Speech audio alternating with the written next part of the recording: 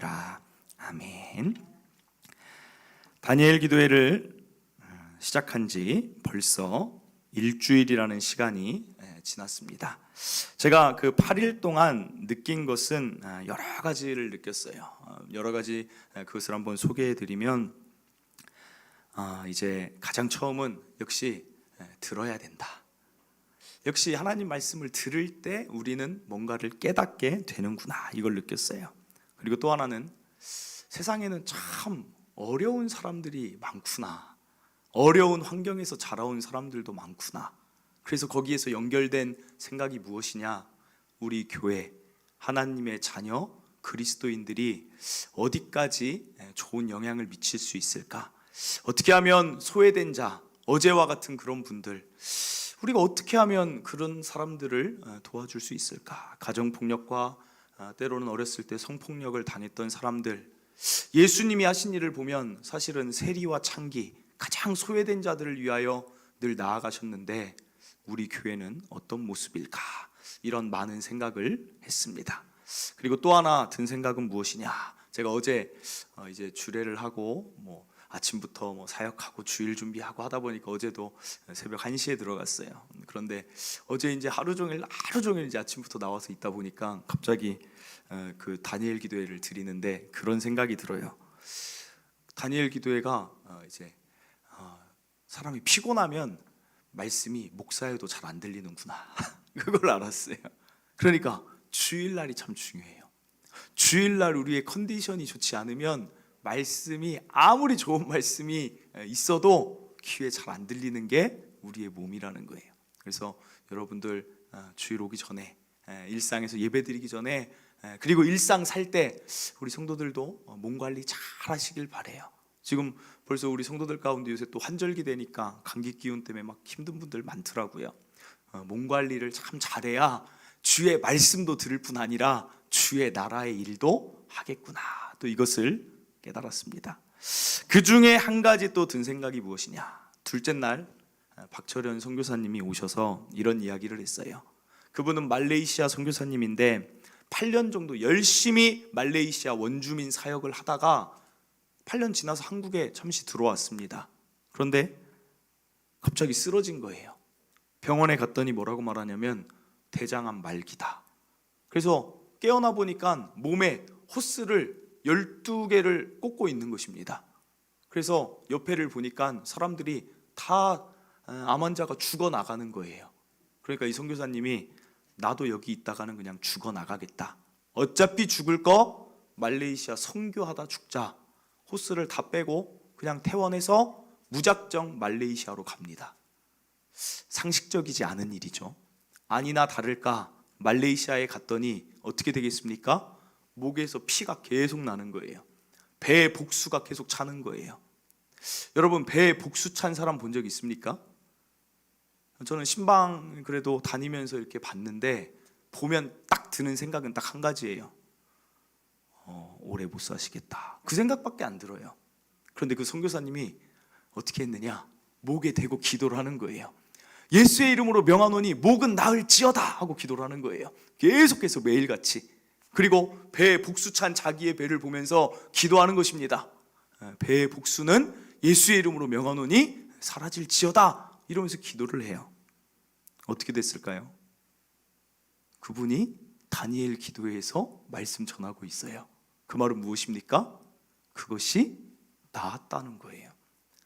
이것을 모르는 사람들이, 예수님을 한 번도 모르는 사람들이 이걸 들으면 어떻게 생각할까요? 야, 무슨 말도 안 되는 소리야, 그런 일이 어떻게 일어날 수 있어? 라고 하지만 교회를 다니는 우리들은 어떻게 받아들입니까? 그것을 보면서 이렇게 말해요. 기적이 일어났다, 하나님이 기적을 베풀어 주셨다 라고 이야기한다는 것입니다. 기적이 무엇입니까? 방금처럼 상식을 벗어난 일을 기적이라고 해요. 신이 할 수밖에 없는 일을 기적이라고 합니다. 기적이 일어났어요. 그러면서 이 선교사님이 이런 본문을 보여주고 말씀을 합니다. 마태복음 10장 1절입니다. 예수께서 그의 12제자를 부르사 더러운 귀신을 쫓아내며 모든 병과 모든 약한 것을 고치는 권능을 주시니라 라고 말씀하시면서 뭐라고 하시냐면 여러분에게도 권능이 있기 때문에 여러분 권능을 사용하시길 바랍니다. 그러면 여러분의 삶에도 기적이 일어납니다. 이 말씀을 들었을 때, 그리고 지금 이 자리에서 이 말을 들을 때 여러분의 마음은 어떠십니까? 이게 믿어지십니까? 예수의 이름으로 명하면 모든 병과 모든 약한 것을 고치게 되는 것을 여러분 믿습니까? 네, 두 가지 생각이 드는 거예요. 왜 여러분들이 바로 맞습니다, 그렇게 될 거예요 라고 말하지 못하는 이유가 무엇입니까? 대답이 두 개로 나오는 이유는, 당장 다니엘 기도회를 보면 그 강사들이 설교하기 전에 은혜의 강물 흐르게 하소서 하면서 거기에는 온갖 사람들이 나와요. 약한 사람들이, 병 걸린 사람들이 나와요. 질병의 고통을 당한 자, 어렸을 때부터 장애를 가지고 태어난 자, 갑자기 불의의 사고를 당한 자, 그들이 뭐하고 있느냐? 하나님 믿는 사람들이에요. 그들도 예수의 이름으로 부모가 기도하고 자신이 기도합니다. 하나님 우리를 낫게 해주세요. 그런데 그들이 낫지 않는 거예요. 수십 년 기도한 사람도 있고, 어떤 자들은 7년, 8년 자녀를 위해 기도했는데 낫지를 않는 것입니다. 그러면 마태복음 아까 그 말씀이 어떻게 된 겁니까? 낫는다고 했는데 왜 안 나아요? 이게 기적이란 것의 딜레마에 우리가 빠지는 것입니다. 딜레마가 무엇입니까? 선교사님 말씀대로 하면 낫는 게 맞는데 반대편을 보니까 낫지 않는, 기적이 일어나지 않는 모습을 우리는 같이 보고 있기 때문에 어느 하나를 택할 수가 없는 거예요. 그러면 이때 신앙생활 오래 하신 분들이 기적에 대해 이렇게 말씀하세요. 네가 기적을 맛보지 못하는 이유는, 네 삶에 기적이 일어나지 않는 이유는 네가 간절히 기도하지 않았기 때문이다. 여러분, 저는 그런 사람들이 있다면 이렇게 말하고 싶어요.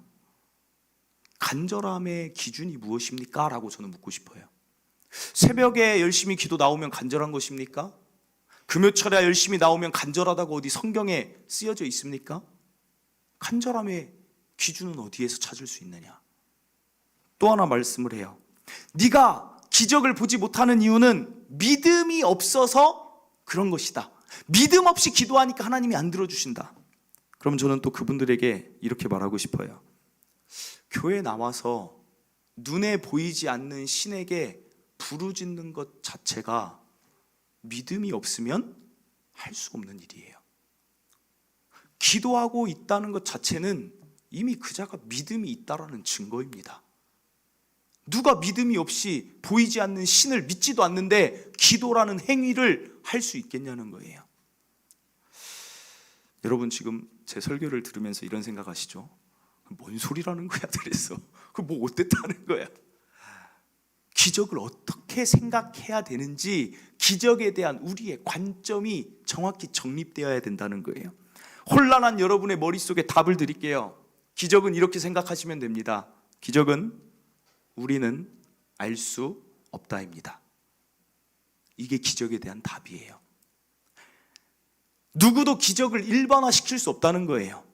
이렇게 하면 너의 삶의 기적은 반드시 일어난다라는 공식을 만들 수 없다는 것입니다. 그러나 한 가지는 알 수 있어요. 어떤 걸 알 수 있느냐? 하나님을 전혀 모르는 사람들에게 하나님이 알려주시기 위해서 기적을 베푸시는구나는 우리가 알 수 있다는 거예요. 이해되시죠? 기적의 결과는 우리 게 아니라는 거예요. 그것은 하나님의 영역이에요. 그러나 알 수 있는 것은 성경을 보고 간증을 듣다 보니까 기적을 이럴 때 행하시는 것이 있구나는 알 수 있다는 거예요. 박철현 선교사님이 말한 것, 내 배에 복수가 가득 차 있어요. 말레이시아 원주민한테 갔는데 선교사가 오더니 하나님 믿으세요 막 신나게 외치더니 본인이 병에 걸려서 한국에 들어갔어요. 돌아왔는데 배에 복수가 찬 상태로 돌아왔어요. 야, 저 사람 하나님 믿으면 좋다던데 저 뭐야? 라고 생각했는데 그 복수가 점점 사라지는 것. 그때 어떤 일이 벌어지겠어요? 기적이다. 상식 밖의 일, 하나님을 그들이 보게 되면서 그 선교사님의 사역이 어떻게 됩니까? 123개의 교회를 말레이시아에 세우게 되는 것입니다. 즉 하나님이 기적을 행할 때 보니까 하나님을 알게 하고 믿게 하기 위한 목적으로 일을 하시는구나를 우리는 알 수 있다는 거예요. 그럼 아까 본 마태복음 말씀은 무엇이냐? 똑같아요. 예수님을 하나님의 아들로 인정하지 않는 사람들이 많기 때문에 내가 성경에서 말한 메시아다, 내가 너희들의 구원자라는 것을 믿음 주기 위해 제자들을 파송할 때 권능, 기적을 행할 수 있게 하신 것입니다. 오늘날도 마찬가지예요. 하나님이 기적을 언제 베푸시느냐? 새 가족들한테는 그런 기적들이 일어나요. 이제 막 믿기 시작한 사람들의 삶을 보면 뭔가의 그런 일들, 누구 가족 가운데 누가 낳는 일들, 태의 문이 열리는 일들, 그런 것을 통해서 하나님을 알려주시고 믿게도 한다는 것입니다. 그러나 그것도 다 그렇게 일하신다라고 우리가 할 수 없다는 것입니다. 오늘 본문의 바울을 보는 이유가 무엇이냐? 바울의 삶도 그래요. 바울은 가는 곳곳마다 기적을 행한 자였어요. 다른 사람들이 하나님을 알게 하기 위해 기적을 만드는 자였습니다. 어떤 일도 있었냐면 바울이 사용했던 손수건을 가져다가 아픈 사람한테 가서 이렇게 덮으면 그 사람이 나아요. 3층에서 떨어져 사람이 죽었는데 바울이 기도하면 그 사람이 낫습니다. 기도하면 지진이 일어납니다. 그런데 그 바울이 기적을 일상에서 많이 베풀었던 바울이 자신의 몸을 위해 하나님께 구합니다. 3번 구하는데 7절 8절입니다. 여러 계시를 받은 것이 지극히 크므로 너무 자만하지 않게 하시려고 내 육체의 가시 곧 사탄의 사자를 주셨으니 8절 이것이 내게서 떠나가게 하기 위하여 내가 3번 주께 간구하였다. 사탄의 사자, 육체의 가시가 뭐냐면 2가지로 봐요. 바울이 구했던 그 병의 나음을, 그 병을 뭘로 보냐면 하나는 간질병입니다. 간질이 뭔지 아시죠? 간질병에 걸리면 갑자기, 저도 학창시절에 어떤 친구가 간질병에 걸렸는데 그냥 수업 받다가 갑자기 뒤에서 이렇게 화당하고 쓰러져요. 그러더니 막 입에 거품을 물고 눈이 좀 뒤집혀서 막 이렇게 발작을 하는 거예요. 벌벌 떨면서. 얼마나 놀랐는지 몰라요. 얼마나 그게 무서웠는지 몰라요. 이게 무슨 일이야? 그런데 가장 놀란 건 누굴까요? 본인이 놀라요. 본인이. 자기도 의도하지 않을 때 그 간질로 그렇게 하고 있으니까. 그러더니 그 친구가 일어나더니 어떻게 하냐? 가방을 메고 그냥 집으로 가버려요. 창피하니까. 선생님이 아무 말도 안 해요. 그냥 가는데, 야, 그 모습을 보는데, 야, 내일 나오면 어떻게 무슨 말을 하고 대해야 될지, 그 친구는 내일 나오고 싶었겠습니까? 바울의 병이 간질이다라고 말하는 이유는 이것이 고대 사회에서는, 바울이 살던 시대에서는 이것을 사탄의 가시로 봤습니다. 사탄에 속한 사람들, 즉 저주받은 사람들은 간질병이 있다, 이렇게 봤어요. 그러니까 바울이 사역할 때 얼마나 힘들었겠습니까? 설교 중에, 예배 중에 하나님 선하십니다 막 전하다가 갑자기 간질로 툭 쓰러져요. 그럼 일어나서 그 분위기가 어떻게 됐겠어요?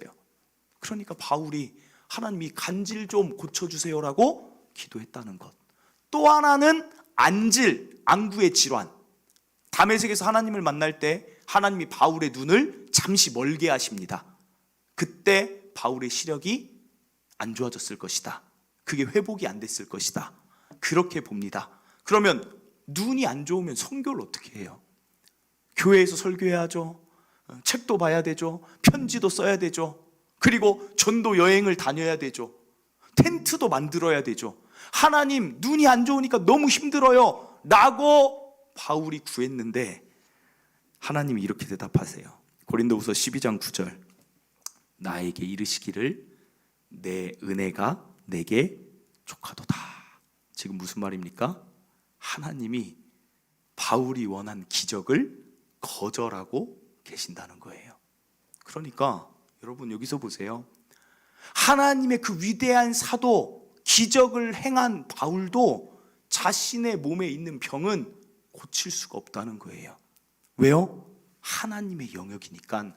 바울도 기적에 대해서는 어떻게 이렇다라고 말할 수 없는 상태라는 것입니다. 오늘 이 이야기를 왜 하느냐? 사람들이 기적 때문에 잘못된 신앙을 갖는 경우가 많다는 것입니다. 내가 오래 신앙생활을 할수록 기적에 대한 오해들이 많아요.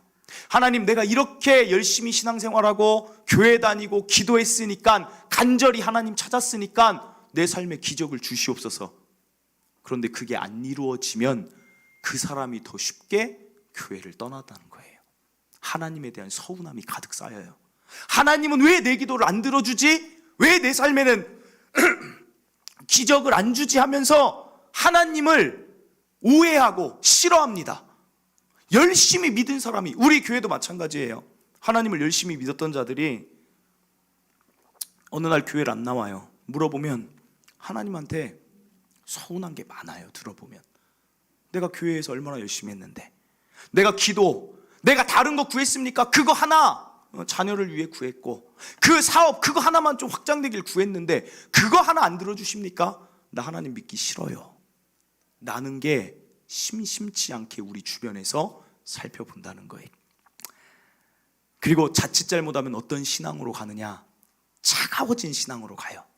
기도해봤자 잘 안 들어주시더라. 하나님이 나를 잡은 물고기로 생각하시는 것 같아. 새가족들은 기도 다 들어주시면서 내 기도는 별로 안 들어주시더라. 기도 무용론에 빠져서 차가워진 삶을 산다는 것입니다. 그들이 오해하는 게 무엇입니까? 하나님이 내 기도를 들어주셔야만 좋은 하나님으로 그들은 생각한다는 거예요. 하나님이 내 기도를 들어주셔야만 그분은 내게 선하다라고 생각하고 살아가는 것입니다. 사랑하는 성도 여러분, 하나님이 기적에 응답하지 않을 때, 그때도 하나님은 선하시고 옳습니다 라는 신앙까지 나아가시길 바랍니다. 그리 아니하실지라도의 신앙. 하나님께서 내 기도를 들어주시지 않아도 거기에는 분명 선한 하나님의 계획이 있습니다를 보시길 바라요. 지나고 나면 알게 되는 것입니다. 신앙생활은 단숨에 이루어지지 않아요. 지나야 하나님을 알 수 있는 거예요. 야, 왜 그게 안 이루어졌을까? 그런데 지나고 나니까 안 이루어주신 이유가 여기 있었구나를 발견하게 돼요. 그래서 은혜를 뭐라고 합니까? 돌아보면 은혜를 볼 수 있는 거예요. 내가 미리 그 은혜를 다 예측하고 가는 게 아니에요. 그러니 기적에 대한 오해에서 벗어나시길 바랍니다. 기적은 나는 모른다, 이게 맞는 것입니다. 그런데 오늘 바울은 어땠을까요? 바울이 삐졌을까요? 바울이 서운했을까요? 속상했을까요? 굉장히 바울이 기적이 거절됐는데 이상한 말을 해요. 그게 바로 9절입니다. 9절 다시 보면 이렇게 말해요. 나에게 이르시기를 내 은혜가 내게 족하도다. 이는 내 능력이 약한 데서 온전하여 짐이라 하신지라. 그러므로 도리어 크게 기뻐함으로, 바울이 기적이 거절됐는데 크게 기뻐하고 있어요. 어떻게 이렇게 됐을까요? 이 말의 핵심이에요. 내 능력이 약한 데서 온전하여 짐이라. 바울이 이 하나님의 말씀에서 깨달은 것입니다. 바울이 약한 자입니다. 방금 얘기한 대로 눈이 안 좋든지, 그럼 하나님 사역할 수 없는 자가 바울이라는 거예요. 간질이 있으면 그 자는 하나님께 쓰임받을 수 없는 자가 바울입니다. 바울의 자격을 볼까요? 바울은 하나님 믿는 자들을 핍박하고 잡아서 옥에 가둔 자예요. 전혀 하나님과 관계없는 자, 약한 자가 바울인데, 지금 돌이켜보니까 그런 약한 내가 하나님의 일을 하고 있고, 그런 약한 내가 하나님을 힘입어서 담대하게 사역을 하고 있고, 죽음의 위기 앞에서도 찬송을 부르고 살고 있는 나의 모습, 하나님이 온전하게 하신 내 모습을 발견한 것입니다. 이게 무엇이냐?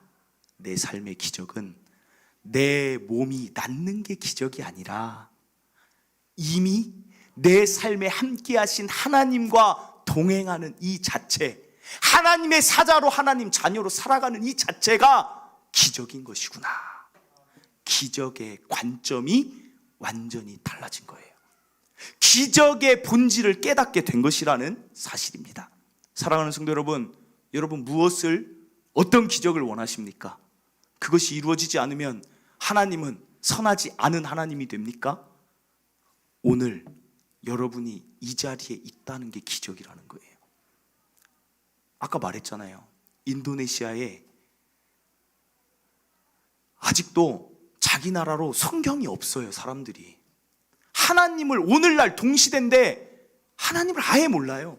우리나라 기독교 5천만 인구 가운데 500만 명 봅니다.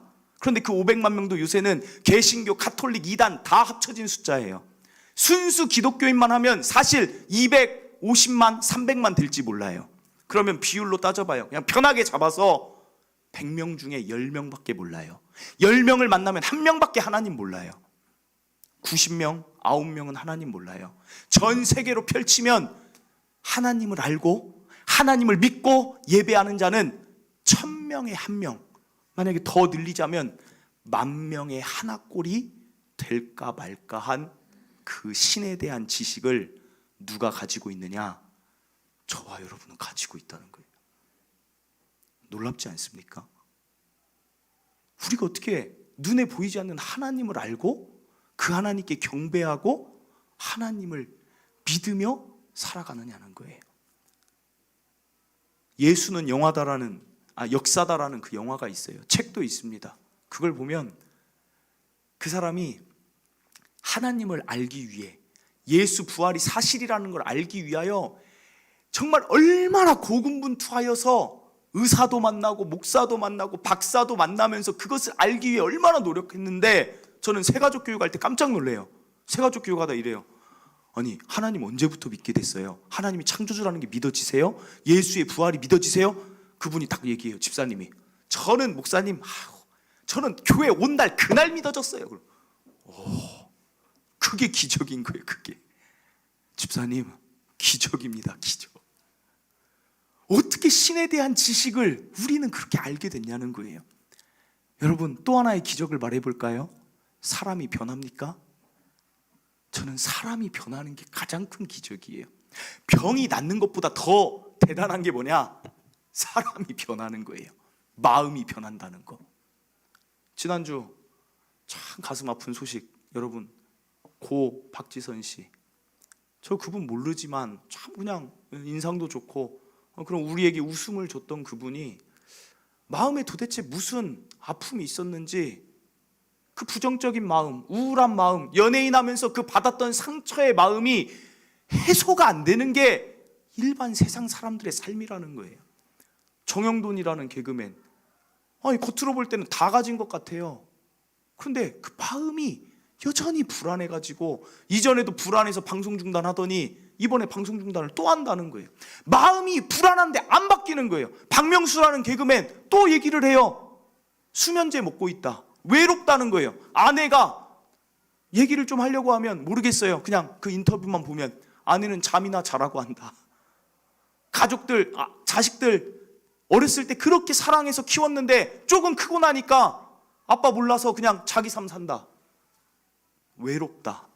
밤에 수면제 먹고 자고 마음이 공허하다. 이게 하나님을 모르는 자들의 삶이라는 거예요.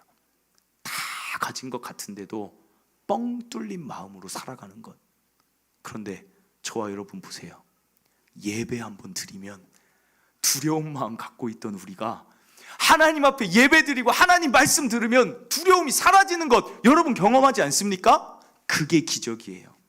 여러분 마음에 두려움과 불안함과 염려가 사라지는 그 자체가 기적이라는 것입니다. 그러면 우리는 얼마나 많은 기적을 지금 누리고 사냐는 거예요. 사랑하는 성도 여러분, 기적을 바라보는 눈이 뜨여지시길 바랍니다. 영적인 눈이 뜨여져서 내가 지금 누리고 있는 기적을 누리시길 바라요. 기적은 모릅니다. 내가 원하는 그 기적이 이루어질지 안 이루어질지는 모르지만 기적은 압니다. 무엇을 압니까? 지금 내가 기적을 누리고 있다. 하나님의 자녀로 살아가는 게 기적이다. 이게 기적에 대한 우리의 관점이라는 것입니다. 저는 이 자매 이야기만 하고 설교 마칠게요. 저는 우리가 믿는 이 신앙의 힘이 얼마나 위대한가, 하나님 믿고 산다는 게 이렇게 기적과 같구나를 다니엘 기도회 때 느낀 자가 누구냐? 셋째 날 천정은 자매입니다. 저는 충격을 받았어요. 그 자를 잠깐 설명하면 항암 치료를 86차를 했대요. 지금 6년 동안 항암 치료를 해요. 이게 그분이 딱 그렇게 얘기를 해요. 저의 기적은 제 병이 고쳐진 게 아니라 항암 치료 한 번만 받아도 사람들이 그렇게 힘들어 한다는데 내 몸이 항암 치료를 86번을 견디게 하신 이 자체가 저는 기적입니다. 그래요. 이게 어떻게 가능한지 모르겠어요 라고 말하는 그자의 얼굴에서 그자가 자신에게 있는 그 암을 86번이나 항암 치료를 받아야 되는 그자의 입에서 그 암을 뭐라고 표현하느냐, 이 암은 제게 축복이고 선물입니다 라고 얘기를 해요. 왜요?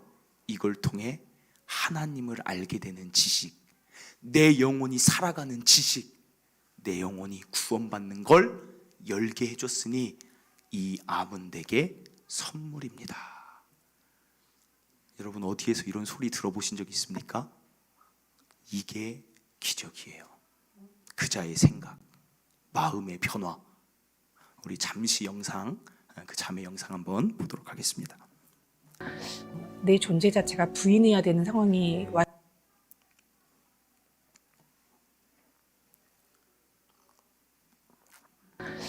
내 존재 자체가 부인해야 되는 상황이 와야 된다는 게 참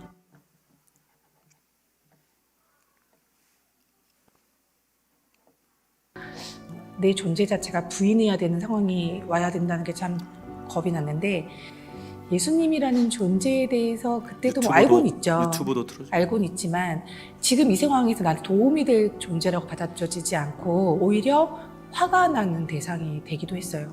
하나님이 뭐 살아계신다는 게 그게 지금 뭐 나랑 무슨 상관이야? 난 지금 이 모양인데. 정확하게 깨닫고 복음을 들은 다음에 깨달은 다음에는 이게 굉장히 저한테 큰 행운이었다는 걸 깨달은 거죠. 왜냐면 저라는 사람은 죽음 앞에 서서야 찾을 텐데 그 죽음이라는 건 항상 정해놓은 그냥 사실, 뭐 먼 미래, 뭐 늙어 죽는 거 이렇게 생각하고 있다가 부인할 수 없는 존재고 내가 이분을 벗어나서 살 수 없는 존재라는 걸 알았고, 지금 내 앞에 펼쳐진 문제가 내가 신경 써야 될 문제가 아니라는 걸 알게 되니까 너무 자유해진 거죠. 예수님을 딱 만나자마자 어떤 생각이 들었냐면 나 왜 이걸 그동안 몰랐지? 하나님 살아계시잖아. 그냥 만나야 되는 거구나. 살아계시니까. 만나자마자 고백을 드리고 났더니 나는 이제 이분의 품에 안겼다는 확신이 들면서 너무 편안한 거예요. 그리고 일단 제가 제 입으로, 제 입술로, 제 의지로 몸도 드리고 마음도 드리고 다 드렸으니까 내 거가 더 이상 아닌 거잖아요. 내 거가 아니라는 거에 대한 또 자유함이 너무 큰 거예요. 그래서 내 거가 아닌데 내가 왜 걱정해? 이게 되고 내가 왜 이걸 벌벌 떨어? 주님이 알아서 하시겠지. 그냥 되게 편안해지고 그냥 교회에 들어간 순간 그냥 내 집이네 이걸 알게 되면서 그냥 그때부터 할 일은 내 것도 아닌데 내가 걱정할 필요 없고 내 몸이 아닌데 주님이 알아서 하실 건데 그럼 내가 할 일은 뭐지? 내가 정말 가는 날까지 주님을 끝까지 알고 가야 되겠구나. 교회 가서 이분을 더 알아가고 그래야 되겠다.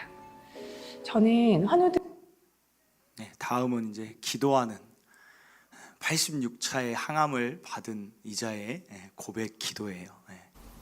어찌 요새 들어 영양수치는 계속 올라간다고 하지만 너무 감사한 건 마음의 요동이 없는 것입니다.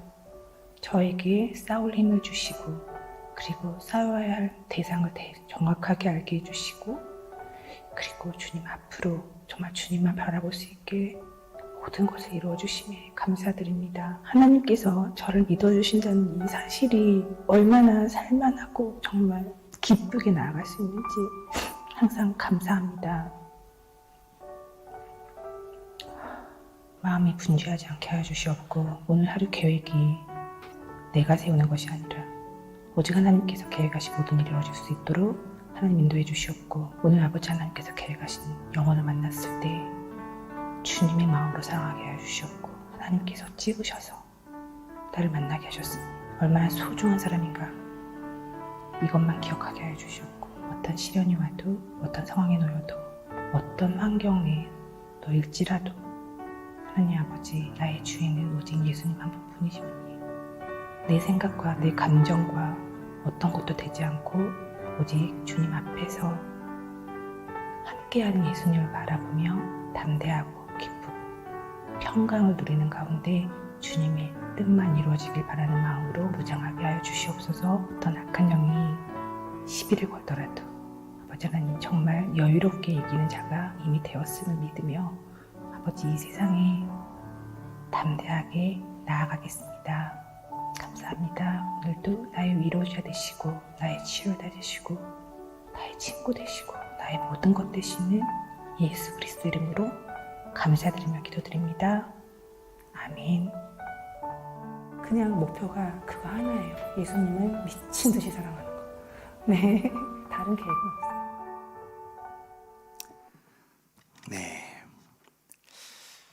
어떻게 보셨어요? 아주 짧은 시간이지만 마지막에 내 목표는 하나예요. 예수님 미친 듯이 사랑하는 거 하면서 그 웃는 얼굴이 여러분 암에 걸린 환자의 모습으로 보이십니까? 이자가 쓰는 단어를 보세요. 기쁨, 평강, 담대함. 이자의 삶의 목표를 보세요. 하나님 어떤 한 사람 만나게 해주세요. 이것은 자기와 같은 처지에 있는 암 환자 얘기하는 거예요. 내가 그 자에게 내가 지금 누리는 이 기쁨을 전하는 삶을 살게 하여 달라. 우리 하나님 믿는 삶은 무언가가 이루어져야만 기적이 아니라 우리가 저 자매가 암에 걸려서 안쓰럽게 볼 게 아닙니다. 저 자매는 영적인 눈이 뜨여졌어요. 내가 삶의 기적을 누림을 알고 살아가기에 어찌 보면 가장 행복하고 기쁜 자가 저 자매입니다. 저는 신앙을 기적의 관점으로 3단계로 나눠봤어요. 1단계는 내 원하는 기적이 이루어지나 이루어지지 않느냐에 초점을 맞추고 사는 신앙인들이 있고, 2단계는 지금 내가 사는 삶이 하나님의 기적이구나를 느끼는 삶이 있고, 3단계는 내가 누리는 이 기적이 누군가에게 향하여 가길 바라는 것까지 가는 사람들이 있습니다. 여러분은 어떤 단계를 누리고 계십니까? 말씀을 맺습니다. 기적 우리는 모릅니다. 그러나 구합니다. 하나님의 선한 뜻이 있기를. 그래도 모르는 것입니다. 그러나 그 기적에만 초점 맞추지 말고 우리가 아는 기적, 지금 내 삶에서 일어나는 두려움이 사라지는 기적, 내 생각이 변화되는 기적, 우리 가정이 하나 되는 기적, 이 모든 기적들을 바울처럼, 이 천정은 자매처럼 크게 기뻐하며 누리며 살아가시기를 바랍니다. 오늘 우리 이 찬양 부를 거예요. 행복이라는 찬양인데 제가 찬양을 어디서 아냐면, 여러분 찬양을 많이 알고 싶은 분들, 저는 어플 하나 써요. 어플 광고 아닙니다. 멜론이라는 데 보면 CCM 탑 100 이래요. 그럼 그거 듣다 보면 요새 사람들이 뭘 많이 듣는가가 보여요. 그래서 그걸 듣다 보는데 오랫동안 1위를 한 곡이 이 곡이에요. 오랫동안 1위를 했다는 것은 사람들이 그만큼 많이 공감한다는 것입니다.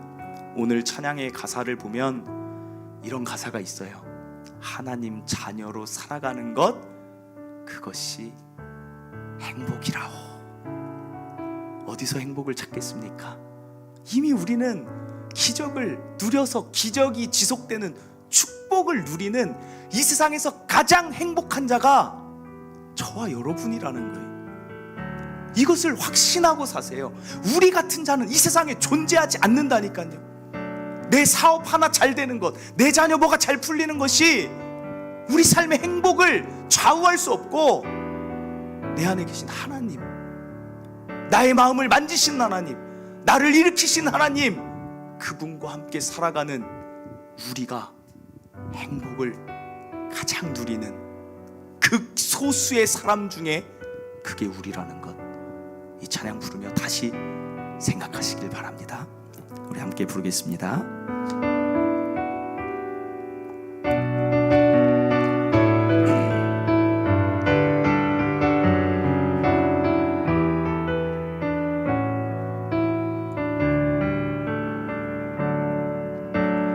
화려하지 않아도 정결하게 사는 삶, 가진 것이 적어도 감사하며 사는 삶, 내게 주신 작은 힘 나눠주며 사는 삶 이것이 나의 삶의 행복이라오 이것이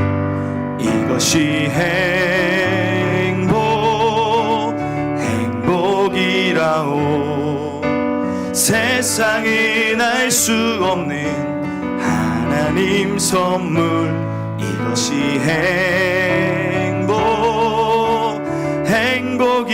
행복이라오 하나님의 자녀로 살아가는 것 이것이 행복이라오 눈물 날 일 많지만 기도할 수 있는 것 억울한 일 많으나 주를 위해 참는 것 비록 짧은 작은 삶 주 뜻대로 사는 것 이것이 나의 삶의 행복이라오 이것이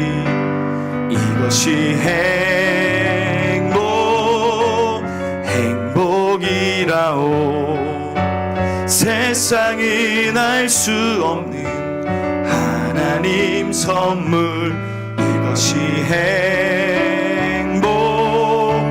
행복이라오 하나님의 자녀로 살아가는 것 이것이 이것이 기적이라오 이것이 기적이라오 세상에 알 수 없는 하나님 선물 이것이 기적이라오 하나님의 자녀로 살아가는 것 이것이 기적이라오 아멘. 사랑하는 성도 여러분, 저는 목사로서 여러분을 위해 많이 기도합니다. 어떤 기도를 하냐면 여러분의 삶에 기적이 일어나기를 저는 눈물 흘려 기도합니다. 하나님, 우리 성도의 아픔, 우리 성도의 자녀, 우리 성도의 가정, 하나님 기적 주세요. 그런데 때로는 저 스스로 마음이 아파요. 기적을 위해 이렇게 눈물 흘리는데 왜 하나님 우리 성도들의 삶에 기적을 베푸지 않으십니까? 마음이 아플 때가 많습니다. 그러나 기적은 우리가 모르는 것입니다. 그러나 기적, 우리가 바라는 게 이루어지지 않았다고 하나님이 선하지 않은 하나님이 아니라는 거예요. 오늘 저와 여러분은 그것을 알길 원합니다. 우리가 그렇게 눈물을 흘려 기도해도 여전히 내 삶에 무언가 이루어지지 않았다 할지라도 하나님은 여러분을 위해 자기 자녀를 주신 분이고 여러분을 누구보다 사랑하신 분이라는 것을 믿고 살아가시길 바랍니다. 그러나 한 가지 우리가 반드시 알아야 되는 것, 우리 삶이 이미 기적이라는 것을 꼭 알며 살아가시길 바래요. 우리의 변화되는 그 생각들, 부정적인 그 생각이 긍정적으로 바뀌고 때로는 내가 잘못이구나를 깨닫는 그것이 기적이 아니겠습니까? 내가 누리는 하나님으로 인한 그 담대함, 그 평안함, 앞날 아무것도 없어도 하나님은 나를 지키실 거야 라는 그 막연한 것 같지만 우리는 그것이 믿어집니다. 그게 기적입니다. 사랑하는 성도 여러분, 기적이 지속되면 그건 축복이에요. 우리가 축복의 삶을 산다는 것을 정말 느끼며 살아가기를 저는 목사로서 간절히 소원합니다. 오늘 말씀 들은 것, 여전히 기적이 이루어지지 않지만 하나님, 저는 영적인 눈을 떠서 내 삶의 기적을 보는 삶을 살길 원하고, 아까 그 천정은 자매처럼 이 기적을 다른 사람들에게 전하는 기적의 통로로 나는 살고 싶습니다 라는 기도로 우리가 하나님께 이 시간 나아가기를 원합니다. 주여 한번 외치고 한번 기도하도록 하겠습니다. 주여 하나님 감사합니다. 아버지, 우리의 삶이, 알고 보니 우리의 삶이 여러 가지 일들이 이루어지지 않아 마음이 아팠지만, 알고 보니 우리의 삶이 기적으로 가득 찼음을 아버지 깨닫습니다. 하나님 자녀로 살아갈 때 우리가 누리는 그 담대함이 기적이었습니다. 우리가 하나님 자녀로 살아갈 때 누리고 있는 이 평안이 기적이었습니다. 우리가 하나님 자녀로 살아가면서 염려가 사라지는 이것이 기적이었습니다. 여전히 세상 사람들 자신의 마음의 아픔을 어떻게 해소하지 못해서 때로는 자살이라는 것도 합니다. 하나님, 너무나 안타깝습니다. 우울한 마음을 바꿀 길이 없습니다. 하나님, 공허한 마음을 바꾸지를 못하는데 우리는 어떻게 그 마음이 이렇게 변화되며 살아갑니까? 아버지, 내 눈앞에 하나님이 내가 원하는 거 들어주시지 않았다고 아버지, 그것 때문에 아버지 토라지고 하나님께 서운해하고 속상해하고 믿음에서 떠나는 아버지, 그런 자 한 명도 없게 하여 주시옵소서. 우리 동탄추천교회 기적에 대한 이 진리와 관점을 깨달아서 하나님께 서운해서 하나님 교회 떠나는 자 없게 하여 주시고, 낙심하는 자 없게 하시고, 기도를 멈추는 자 없게 하시고, 하나님, 우리 성도들 내 삶의 기적을 바라보는 영적인 눈이 뜨여서 늘 행복하게 기쁨 가운데 살게 하여 주시옵소서. 아버지 도와주시옵소서. 아버지 도와주실 줄 믿습니다. 아버지 감사합니다. 하나님, 우리는 수많은 기적을 원합니다. 그러나 하나님이 그걸 들어주시지 않을 때 우리의 마음은 아픕니다. 하나님, 언제까지 기다려야 됩니까? 하나님, 때로는 낙심됩니다. 언제까지 내 자녀를 위해, 언제까지 내 남편을 위해, 언제까지 내 사업을 위해 기도하게 하십니까? 하나님, 정말 들어주시는 것입니까? 기적에 초점을 맞추다가 하나님과 멀어지고, 때로는 하나님이 없다 느끼고, 하나님은 나의 기도를 들어주시지 않는다고 몸부림치며 우는 날도 있었습니다. 그러나 오늘 기적에 대한 관점을 바꿉니다. 어느 길로 인도하시든 어떻게 응답하시든 하나님은 내게 선한 분이십니다.